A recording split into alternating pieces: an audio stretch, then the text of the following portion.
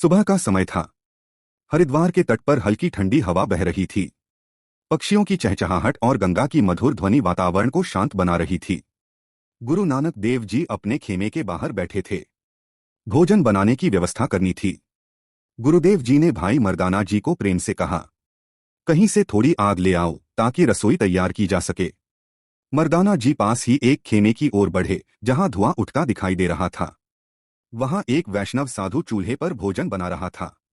उसने बड़े नियम कायदे से रसोई सजाई थी। गोबर से लिपा चूल्हा, चारों ओर मंत्र पढ़कर खींची हुई रेखा। उन लोगों की मान्यताएं थी कि कारी खींचने से अर्थात चारों तरफ रेखा खींचने से कोई प्रेत आत्मा उसके भोजन का रसपान नहीं कर पाएगी।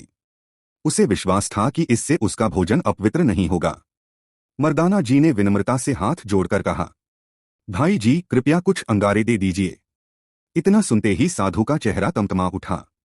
दूर हट, तुम मलेच्छ हो। तुम्हारी परछाई पड़ गई तो मेरी रसोई भ्रष्ट हो जाएगी। उसका क्रोध बढ़ता गया। उसने जलती लकड़ी उठा ली और मर्दाना जी को मारने दौड़ा। डरे हुए मर्दाना जी तुरंत गुरु जी के पास लौट आए। साधु भी गालियां देता हुआ पीछे पीछे पहुंचा। भीड़ इकट्ठी हो गई। वह जोर से बोला, इस नीच व्यक्ति ने मेरी रसोई अपवित्र कर दी। सबकी नजरें गुरु नानक देव जी पर टिक गईं। क्या जवाब देंगे वे? गुरुदेव शांत थे। उन्होंने साधु को पास बुलाकर पूछा, तुम कहते हो यह नीच है, पहले यह सिद्ध करो कि यह नीच है और तुम ऊंचे कैसे हो। साधु चुप हो गया।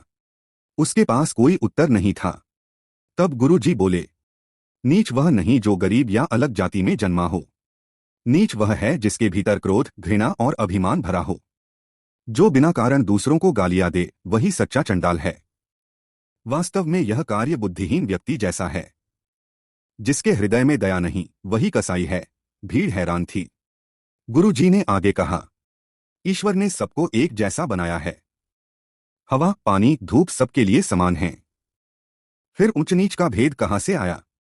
यह तो मन का अंधविश्वास है। साधु का सिर झुक गया।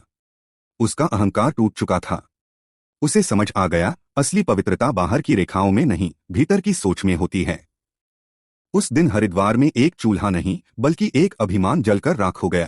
प्यारी संगत जी, यदि आपको गुरु नानक देव जी की साखियां पसंद आती हैं और अच्छी लगती हैं तो गुरु नानक देव जी की सच्ची साखियों के लिए चैनल को सब्सक्राइब अवश्य करें, वीडियो को लाइक करें, अपने विचार कमेंट में शेयर करें, इसे अधिक से अधिक लोगों तक शेयर जरूर करें और वाहेगुरु जी का नाम सिमरन सदा करते रहिए। वाहेगुरु जी का खालसा, वाहेगुरु जी की फतेह।